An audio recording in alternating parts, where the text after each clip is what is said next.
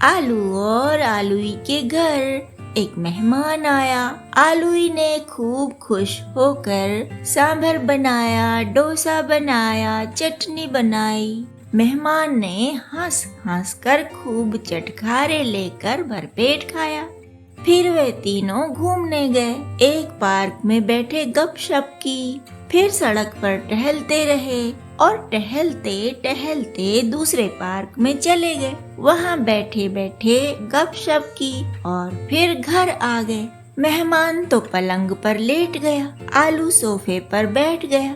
लेकिन आलूई को तो खाना बनाना था। वह भी थकी थी पर आराम नहीं कर सकती थी। आलूई ने मोटी मोटी रोटियां बनाई। मेहमान ने कहा, अरे यह कैसा खाना है? आलूई बोली, मैं थकी हुई हूँ। इन रोटियों के अंदर घी है और मसाला है। आप खाकर तो देखिए कैसी लगती हैं। आलू ने रोटी चखी और बोला, रोटी तो स्वादिष्ट है। मेहमान ने 4 रोटियां खाईं पर कुछ भी नहीं बोला।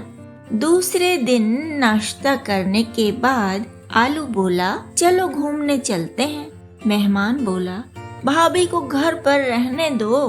घूमने से वह थकती है और थक कर ठीक से खाना नहीं बनाती।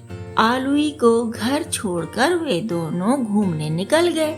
आलूई को बहुत बुरा लगा पर वह चुपचाप खाना बनाती रही। वह बगीचे से केले के पत्ते तोड़कर लाई। छोटी छोटी कटोरियों में उसने कई तरह की चटनियाँ और सब्जियाँ सजाईं। फिर इडलियाँ रखकर मेहमान और आलू को खाना खिलाया।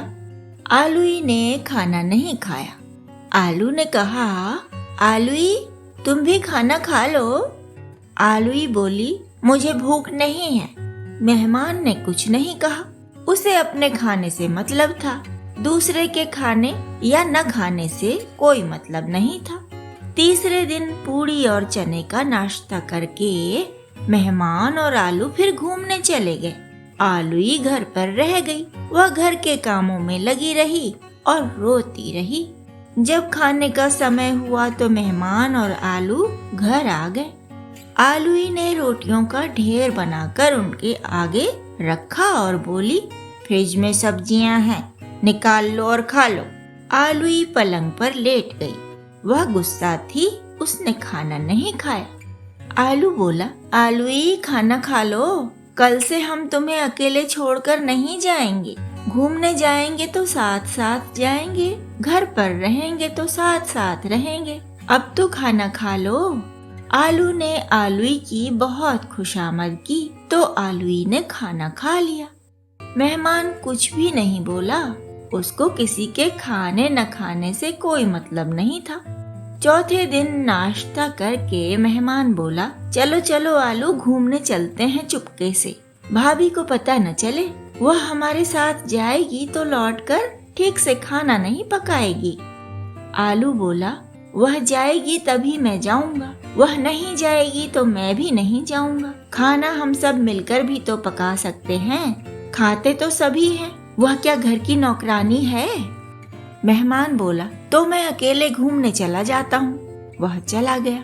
आलूई बोली, इस आदमी को तुम अपना दोस्त कहते हो, जिसे न मेरी परवाह है न तुम्हारी परवाह है। अच्छा खाना मिले इसलिए अकेले घूमने चला गया। आलू बोला, हाँ देखो तो मुफ्त में खाने को और रहने को मिल रहा है, तब भी हमारी परवाह नहीं। हमारे घर में ही फूट डाल रहा है। हमारा झगड़ा करवा देगा यह, अगर कुछ दिन और रह गया। आलूई बोली, पूछ तो लो उसे, किस काम से आया है, कितने दिन रहेगा। जब मेहमान घर आया तो आलू ने उससे पूछा कि और कितने दिन रहोगे। मेहमान ने ठहाका लगाया और बोला, मैं यह सोच कर नहीं आया कि कितने दिन रहूंगा। जब तक मन लगेगा रह लूंगा, जब तक ठीक ठाक खाना मिलेगा मन लगा रहेगा। आलू ने सारी बातें आलूई को बताईं, तो आलूई को बहुत गुस्सा आया।